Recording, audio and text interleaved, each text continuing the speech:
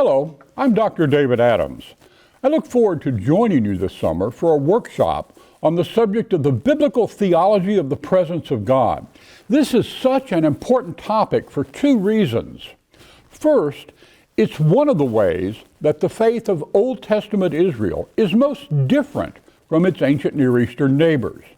And second, the Bible's understanding of the presence of God provides the foundation for so much of the Bible's other theology that it's critically important for seeing how everything that the Bible teaches about God and how He is to be worshiped is tied together. In this workshop, we'll explore both of these important issues. So I think this is a really critical topic for anyone who cares about the theology of the Bible. And I look forward to seeing you there as we examine this subject together.